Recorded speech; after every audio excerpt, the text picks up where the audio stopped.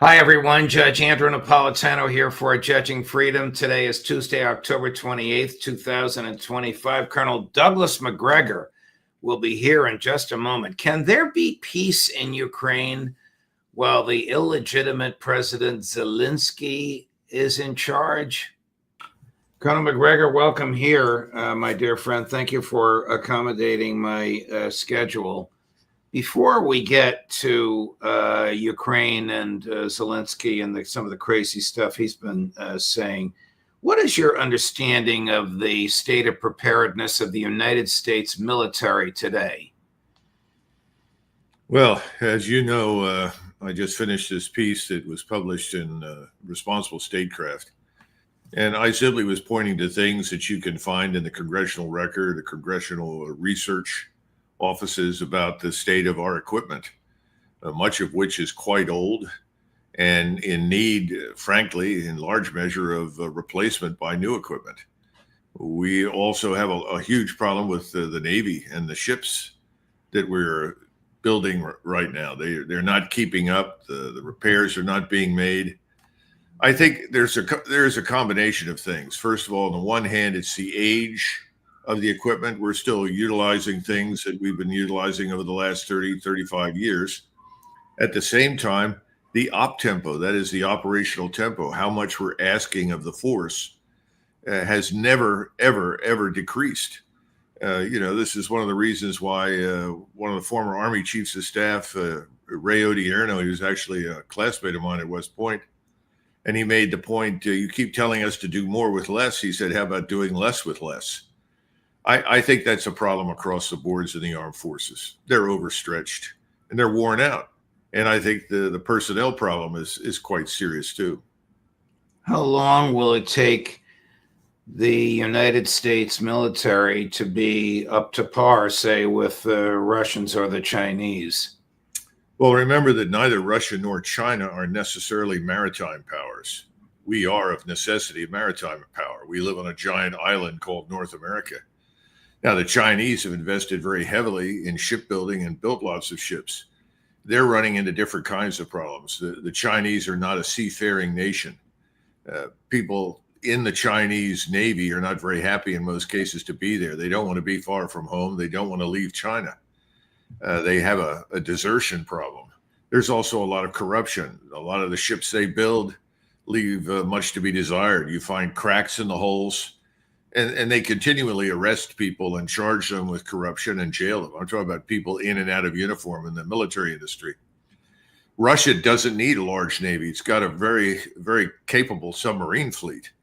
They're basically in the business of denying access to Russia if we try to attack them, and essentially isolating us as much as possible from any troops we may have on the Eastern Hemisphere. Again, they have a different set of priorities. So when you say, what do we have to do to catch up? When you talk about the Russians, they're great powerhouses in land power, the Army. And we are decades behind the Russians in that area, and we're not likely to catch up anytime soon. But here's the good news, Judge. Unless we want to keep invading people all over the world, we don't need a very large army. What we need is a very good army. Right. It doesn't need to be that large, but you need a much better force than the one we currently have. Just briefly back to the Navy, why are our ships off the coast of Taiwan? As far as I know, the Chinese ships are not off the coast of Los Angeles or even Honolulu. Judge, this is a huge problem. We do not have a new national security policy. We don't have a new national military strategy. I don't think we've had a viable national military strategy for decades. What we do is almost entirely on impulse. Nobody sits down and asks the fundamental questions. What are our vital strategic interests? If you ask that question, everyone would lose interest immediately in doing anything about Taiwan. The same thing is true about our presence in Ukraine. And again, I think this would be true for most of what goes on in the Middle East and Africa. Our interests are actually very limited, but we have a community in Washington of which the president is now a card-carrying member that sees the world as their enchilada. In other words, go everywhere, do everything, and it's all done on impulse. It's not we're going there because we're looking at some long-term strategic outcome. Nobody's asking the critical questions. What's the purpose to begin with? And how do we do it? And ultimately, what do we want it all to look like down the line? I mean, we have nobody sitting in our Department of Defense, I guess I have to say War Department now, who is like the people that sit in the Japanese Defense Ministry, who say, where do we want to be in 5 years, 10 years, 15? Right. There's nothing like that. And that doesn't mean that people would not do that if we allowed them to do it.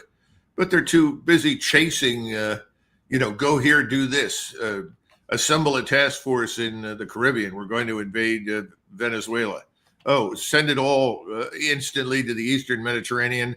We're going to attack Iran. I mean, where does this all fit in? How does this help us? It almost seems like much of it is on the whim of the president and a Secretary of Defense /war who doesn't say no or why or think about the consequences, just says yes, sir. But let's move on, segueing eventually over to Ukraine, where I want to spend some time with you. How can Washington? Just real quick before you leave, you just said something that's very important. Everybody is saying yes. Well, that's what everybody was hired to do. Right. They're sycophants, as you called them in your piece. And over the last 30 years, everybody's learned that if you stand up and say, it's probably a bad idea to dismantle the Iraqi state, its administration, and to put all of its soldiers out of work. Anybody who said that, and there was only one person who publicly, stood up and said to Paul Bremer, this is a bad idea, we'll have an insurgency on our hands. And that was a colonel, an Army colonel in the Chemical Corps. All the generals, Army and Marine, who sat in the office and listened to Bremer, and when he told them this is what we're going to do, I think it was Petraeus who was famous for saying, well, I guess downsizing is hard to do. And everybody chuckled and walked out. It was a catastrophe. It should never have happened. So what's the lesson? If you want 4 stars, if you want to advance, if you want to be a hero, you want to be rewarded in retirement, well, then the answer is always yes, sir.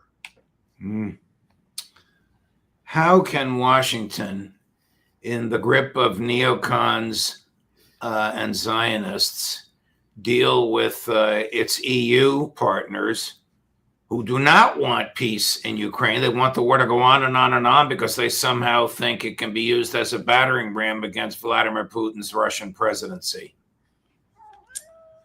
I'm not sure that I have a good answer to that one, but I think we have to also keep in mind that there's a willingness to let the so-called pot boil. In other words, it's obvious that President Trump has no path to a Nobel Peace Prize that leads through Ukraine. So I don't think he's terribly interested anymore.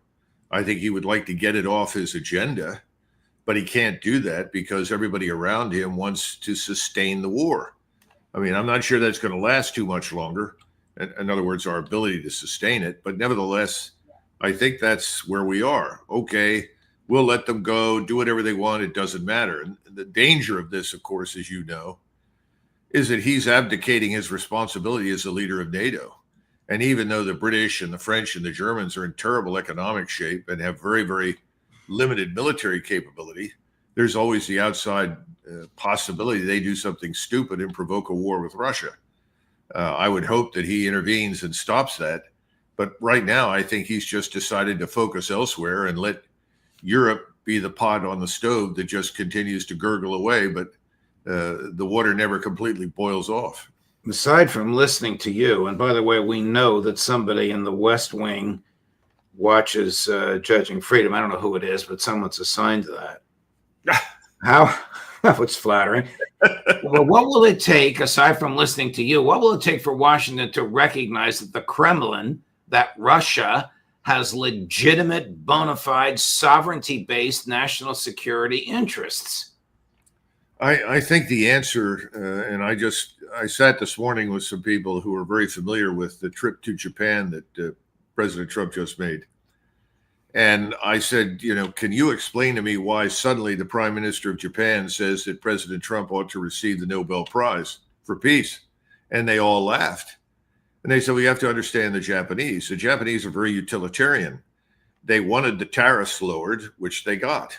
They want to continue to do business with the Russians in terms of oil and gas, and they got that.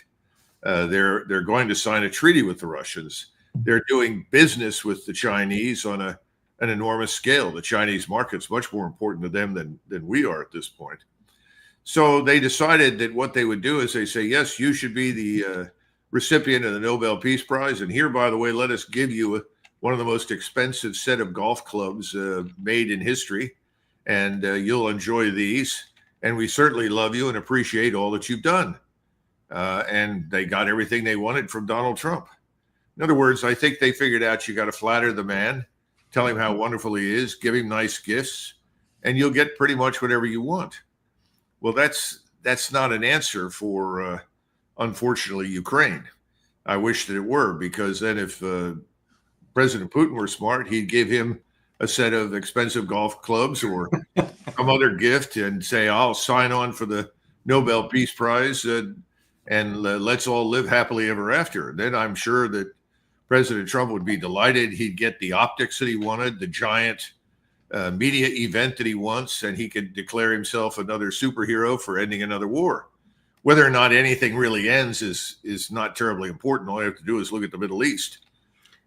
So I guess that's kind of where we are right now. Right. So you're telling us that the Japanese and I'm not being critical of a nationality, the Japanese government under the current new prime minister is not unwilling to behave like a sycophant. No. I'm using your word. How dangerous are the sycophants, Hegseth, Rubio, Kellogg, Gorka, and others that whisper into Donald Trump's ears every day? Well, first of all, the Japanese are not directly dangerous. You just have to keep in mind that they are ultimately going to pursue their aims regardless of whatever we say. And that's what they're going to do. The problem for the president is that when he surrounds himself with people that say, oh, Mr. President, you've saved the country. Thank God for you. If it weren't for you, this country wouldn't even exist today. You're right. The country was dead just 6 months ago, and you brought it back to life. That's the kind of thing that President Trump likes to hear. He likes to hear it in public. And if you watch some of these cabinet meetings, they're pretty sickening because this kind of nonsense goes on. It's all theater for the American public. Nothing of any real value in terms of policy happens. And he makes more announcements. There's no real strategy guiding anything. It's what he decides to do at any given point in time. Now, why does this happen? Because certainly for the last 50 to 80 years, whatever we did really didn't matter very much. In other words, presidents, with the exception of LBJ, could get away with almost anything in terms of foreign and defense policy as long as it looked good. LBJ failed because of the Vietnam War. That was a catastrophe. It's not impossible that we couldn't see something like that again in the future, but at least for the moment, people say, well, what difference does it make? I don't know how many times I've heard that from people. We're going into country X, and I would say, what? Why? Well, what difference does it make, Doug? Let's just go and get this over with. It doesn't matter. And I think that's where we are with most of the people that surround him that advise him. Their chief items on their agenda, for instance, Israel, as long as that's taken care of and Israel comes first, I don't think a lot of them care what else happens. Is the war in Ukraine now Donald Trump's war? Well, of course it is. And the interesting part is that it's falling apart very, very rapidly right now. The Russians are closing in on Dnipro. They're running up to the river. They're getting out of the tough terrain where they've been operating for a long time. The terrain is open. It's ideal for rapid advances. The whole line is collapsing. I read a report this morning that came from Ukrainian sources that simply said we've got maybe 3 or 4 people per kilometer along this extensive front. This is impossible. We can't maintain it. Everything's crumbling. The losses have reached the point where you can't replace anybody that you lose.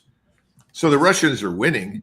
What I think we're seeing now is a more rapid advance than we've seen in the past, because I think President Putin has discovered he's not going to get any assistance or any help under any circumstances from anyone in the United States or Europe to end this conflict, which means he's got to advance, and that's what he's doing. What kind of an impediment to the realistic recognition of the inevitable Russian triumph is Vladimir Zelensky himself. Vladimir, let's put this. Volodya is what is the name that Volodymyr in Ukraine. Okay, sorry, I didn't mean to throw you off by using Putin's first name. He uses the Ukrainian, even though he was born as a Russian speaker and so forth. I think the issue is very simply this: as long as he can speak publicly and maintain the fiction that he has a government that works and armed forces that are responsible to him, this is going to continue. And I think the Russians have figured that out. And so I suspect that he should be very careful, because I'm not sure he's going to last much longer, because I think they see him as a permanent impediment. Now, what they don't want and haven't wanted in Western Ukraine, in other words, beyond the river, is chaos. They're not interested in controlling it. This is back, as I think you've heard from Jeffrey Sachs and John Mearsheimer and others. They have no interest in governing Western Ukraine. Now, they do have an interest in Odessa, and I still expect the Russians to seize it. They're already on the other side of the river in Kherson. They have a beachhead, and I'm sure they'll bring over more forces. I'd be very surprised if they didn't take Odessa. It's historically Russian, a Russian-speaking city. It was never part of Ukraine historically. But other than that, I don't think they really want to cross into Western Ukraine. So the question is, how much longer do they tolerate the existence of this man? Because they know where he is. Killing him is not that big a deal from the standpoint of can we do it or not. But I'm afraid that as long as he's there, he will continue to say what his sponsors who put him there, who paid for everything, have told him to say. Does the Kremlin take seriously his threats on President Putin? Oh, absolutely. They have a huge problem with Ukrainian infiltration into Russia. That's an enormous border, and all sorts of people can infiltrate. And you've got plenty of Ukrainians who can speak Russian as well as any Russian. And there's usually no real ethnic way to distinguish a Ukrainian from a Russian. In other words, they're very close to each other genetically. The ability to speak the language is there. So they've got lots of agents on the ground in Moscow, St. Petersburg, other major cities. And so, yes, they could very definitely make a good go at President Putin. And I'm sure the FSB knows that and is doing everything in their power to protect him. Switching gears, what national security threat does Venezuela pose to the United States, Colonel Macgregor? Well, we know that the whole drug business is overblown in terms of Venezuela's role in the drug trade. They keep saying this because they know that anything they do that is aimed at the drug business or infiltration into the United States is going to be cheered by most Americans. I mean, I certainly support it. I would like to stop it as well. My way of stopping it, though, is not to invade somebody else's country, but to deal with it inside our own borders and to defend our borders and coastal waters, airports, harbors, and so forth. But he sold this idea that if we go down and blow up parts of Venezuela and potentially even Colombia, he's now talking in very bellicose terms about Colombia, that somehow or another this will help. I don't think it will. I don't think it's a question of can we do it? Of course, we can overpower these countries in the Western Hemisphere. That's not news, but does this really benefit us very much? And the answer is I don't think so. Now, is the interest oil? Certainly oil is part of it. Gas is part of it. They do have gold mines, emeralds, rare earths in some quantities, especially I think lithium. But what are we living in? The Viking age, where we all climb into the boats up there in Miami and we start rowing for Venezuela and decide that we're going to invade the place, steal everything, and come home again? It's kind of crazy. And there's no thought being given right now to how do we deal with the place if it comes apart, which is usually what happens when you try to execute a quote unquote regime change operation, even though we're now saying, oh, no, we have no intention to do that. Well, then we don't need Mrs. Machado, do we?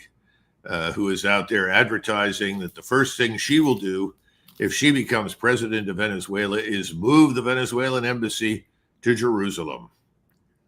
Really? That's her top priority for Venezuela? Well, she is a renowned Zionist. I mean, a colonel getting just threw me off with that. I thought you were being sarcastic, but I guess she is serious. This morning, a large Russian cargo plane landed in Caracas. What was likely on the plane, Colonel? Anti-aircraft? I would think any number of missiles that could be fired that would provide some measure of defense. I don't think they can do a great deal in the realm of air defense. I could be wrong, but that takes a lot of training and a lot of time to build an effective integrated air defense system. Now, they could provide some point defense, particularly if they expect that we will try to strike and decapitate, kill Maduro early on. That is certainly possible. There are any number of different things that could be on there. I'd be more interested in what goes back. And the reason I say that is historically, when the Russians have done business with the Venezuelans, it's been on a cash and carry basis. And I'm not talking about cash, I'm talking about hard gold. They literally load up the planes with gold and fly that back to Russia. So I imagine some deal on that scale may well be in the offing. The bad news is that if we're dumb enough to go in there, and it looks like we are, it's going to become an open wound for us in the Western Hemisphere. It's going to do enormous. Can you say that again, please, Colonel? Yeah, if we go into Venezuela, it will become an open wound for us. And I say that because we have a terrible track record, whether you go to Guatemala, Nicaragua, El Salvador. We've meddled in all these places. Hundreds of thousands of people are being killed. We could cause a civil war to break out inside Venezuela. We have no idea. Are they embittered hard fighters? Some yes, most no. Will they fall back into the interior of the country and then be helped by the Brazilians and Colombians and others who will come in there and raise permanent hell with us while we're in the country? Can we cleanly install Mrs. Machado with enough CIA support as well as military backing to avoid all of that? I don't know. This whole thing doesn't strike me as having been very carefully thought out. And I guess you're aware that just this morning, some number of mercenaries from Colombia raised by the CIA to go into Colombia and effectively execute what some people are calling a false flag were captured. That doesn't seem to have worked. That's not a good thing. I have no confidence that we can go in there and make anything right. I have every fear that we could go in there and end up making everything wrong. As we speak, the Pentagon announced that it has destroyed 4 more speedboats and has killed 14 more people. These in the Eastern Pacific. I don't know how much longer this killing can be going on without some sort of a repercussion to it. You can't just keep killing people without due process. Well, remember these so-called submarines that the president mentions, they're actually semi-submersibles. They ride very, very low in the water so that they're very difficult to detect at sea. They have a small conning tower on it, usually 1 or 2 people aboard, and they do carry vast quantities of drugs, although they have delivered people as well. I worked 12, 13 years ago on a contract to support Joint Integrated Task Force South, and they're very good. GIATA South is really a very good headquarters. It's almost ideal in many respects as a model for interagency cooperation. They have been very successful, contrary to what the Secretary of State Rubio and the President and others have said. They've done a great job in the Caribbean and also in the Pacific. The Pacific is very different. The Pacific side of Mexico is very, very deep, whereas the Atlantic side or the Caribbean side is very shallow. So it's very difficult when you're trying to go up along the shelf that's only 60 feet deep and and hide, but it's much easier out in the Pacific. And normally what they do is that they go out into the Pacific, some 30, 40 miles, whatever it is, and then they come back into the United States. Now, you can blow these things up till kingdom come. I don't think it's going to make that much difference. And again, you get into this problem of are you absolutely positively sure that every boat you destroy is an act in the defense of the United States? Are any of these boats not necessarily what we're saying they are? It doesn't matter, Judge, because most people listen to that. You say, well, we blew up another drug boat. Hey! You're exactly right. Tell me about it. I hear that all the time when I preach the necessity of due process. But I'm sorry I interrupted you. Go ahead. No, listen, yeah, that's exactly right. And the worst part is that the drug problem that we confront is here at home. And I'm not talking so much about the depressed human beings or some who are just curious that live across the country that purchase and take fentanyl, most of which comes out of Mexico, obviously, doesn't come out of Venezuela, or the cocaine and heroin that comes through various sources. We have to deal with that here in the United States. We have to enforce federal law. If we can't enforce federal law inside the country, what makes us think that we're going to solve anything by invading somebody else's territory? Right. It just doesn't pass the smell test. Now, let's pause for a minute and consider what we can get out of Venezuela. Everybody points to oil and gas. Well, looking at the costs of extracting the heavy oil, which is a high sulfur content in the Orinoco Basin, which is where most of it is, not exclusively, but most of it, you could probably, for the price of getting 1 barrel of oil in the United States out of West Texas, you can probably get 2 barrels out of Venezuela. Now, what you'll do if you do that, you still have to refine it. And that's another cost that's added onto it. But you're still going to be less than what it costs us to do it here at home. Well, if your goal is to destroy the oil industry here in the United States, I guess that's a good way to do it. Go down, seize the oil fields, pump the oil there. It's cheaper, faster, better. Incidentally, it's cheaper, faster, better in Iran than it is almost anywhere else. Libya is another place because they have very fine crude that is light and easy to refine. So the stuff in Venezuela is plentiful. There's no question about it. It's going to take time to extract it, but it will ultimately be cheaper than what we extract, but it's going to take a lot of refining. What's the point of the whole thing? My point is that, yes, oil and gas plays a role in this. There's no doubt about it. But could we not have done that through negotiation with Mr. Maduro? Why are we obsessing over Maduro? And I think that's the other piece we have to answer. Well, and that piece is spelled Rubio because this has been his baby since he was a member of the House of Representatives before he was a senator. Well, listen, I don't doubt that at all. And I'm surprised that the next step is not invade Cuba or something. But having said that, there are people in Washington that think this is some sort of strategic coup against China and Russia. People are saying to me, oh, we flipped the board. We'll flip the board if we go into Venezuela. Russia and China won't get at any of those things. We'll have total control. We'll flip the strategic chessboard. Okay, I don't think it's going to make that much difference to the Chinese and the Russians. The Russians have already said, look, we'll give you whatever you can use, but we're not going to fight for you. It's too far from the Eastern Hemisphere, and we don't have a stake in that. The Chinese, very similar. They'll go in someplace, they'll strike a deal for infrastructure construction in return for access to minerals and so forth, but they'll still want to be paid. Neither the Chinese nor the Russians are going to lose a lot of sleep over whether or not we're in Venezuela. I have to play for you a clip on all of this from your favorite senator from South Carolina. We have to do this.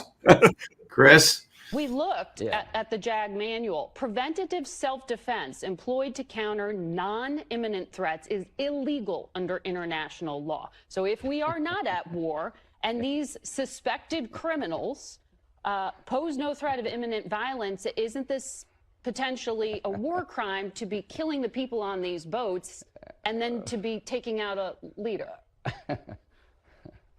No, not at all. I don't know what manual you're referring to, but I know what President Bush 41 did. He took down Ortega, the leader of Panama, because he was involved in drug trafficking, threatening our country. Venezuela is now partnering with Hezbollah. Hezbollah is running out of money because Iran is weak. That's They're not new. Partnering with drug cartels in Venezuela. No, it should have stopped. Here's what's new. You got a commander-in-chief that's not going to put up with this crap. We're not going to sit on the sidelines and watch boats full of drugs come to our country. We're going to blow them up and kill the people that want to poison America. And we're now going to expand operations, I think, to the land. So please be clear about what I'm saying today. President Donald Trump sees Venezuela and Colombia as direct threats to our country because they house narco-terrorist organizations. The leader of Venezuela is an indicted drug dealer in American courts. So, yeah, the game is changing when it comes to drug traffickers and drug cartels. We're going to use military force like we have in the past to protect our country. That's the new game we're playing, and I'm glad we're playing that game. And if I were Maduro, I'd find a way to leave before he goes down. This is a lawyer and either a colonel or a general in the reserve who's taken a similar oath to preserve, protect, and defend the Constitution that you and I have taken. And he said, well, it's a new game. We can kill people because we think they're engaged in crime. Can you do it in Charleston, South Carolina, Senator Graham? I don't know, but I'm ready to try. Great. There you go. You know, Judge, it's interesting because we have all of this mindless rhetoric about the post-war rules-based order. We keep touting that. We beat people over the head with it. Oh, Mr. Putin, you violated the post-war liberal, rules-based order. What is the rules-based order? It's whatever we want to do when we want to do it, whatever we care to enforce when it's in our interest to do so. We have always been a violator of all this sort of business. Go all the way back to Vietnam in 1965 and then go forward.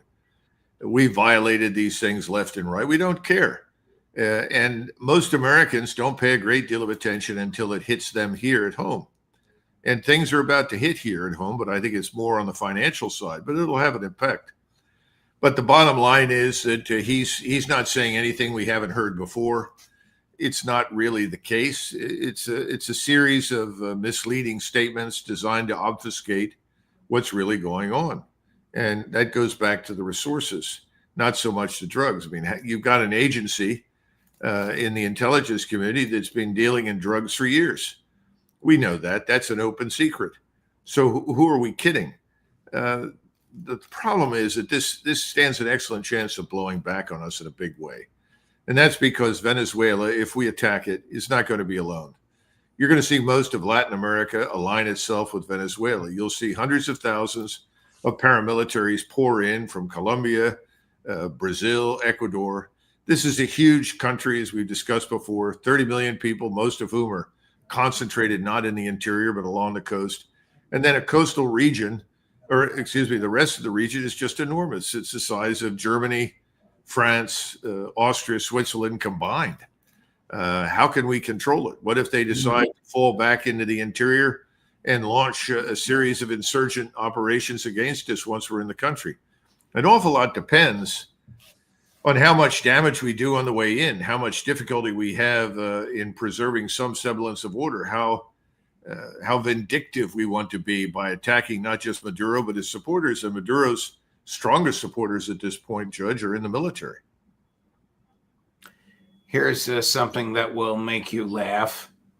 Good. Shades of Colin Powell holding a vial of what he said was some sort of poison. This is 100% Venezuela drug cartel fentanyl. Now, obviously, we've superimposed this, but this is what we're going to see. Yeah, and ultimately, this is all meaningless. It's a facade designed to justify a short-term operation and interest. You know, President Trump said a lot of things when he was running for election. One of those that I totally agree with is that we should be more focused on the Western Hemisphere. There are a lot of things that we need to do in the Western Hemisphere, but invade Latin America is probably not a good idea. And you're not going to fix most of what's wrong down in Latin America any more than we could fix what was wrong in Iraq. We shouldn't try to do it.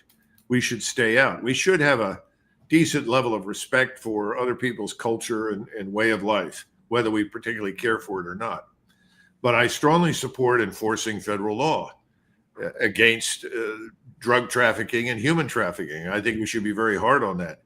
If we're hard on that inside the United States and on our borders, then this is going to dry up. There won't be any interest in shipping this stuff north because they can't get the money for it, because they won't have the access they did. But nobody seems to think in those terms. They think if we go down there and blow the place up, that it will improve the situation further north. I think it'll make matters worse. Our friend Ambassador Freeman has a famous one-liner: searching for monsters abroad has an inevitable way of bringing them home. Colonel, thank you very much. Thank you for letting me go all across the board on all these issues. We didn't touch Israel and Gaza, but we'll do it next time. Thank you for your time. Look forward to seeing you again soon, my dear friend. Sure. Thank you, Judge. All the best.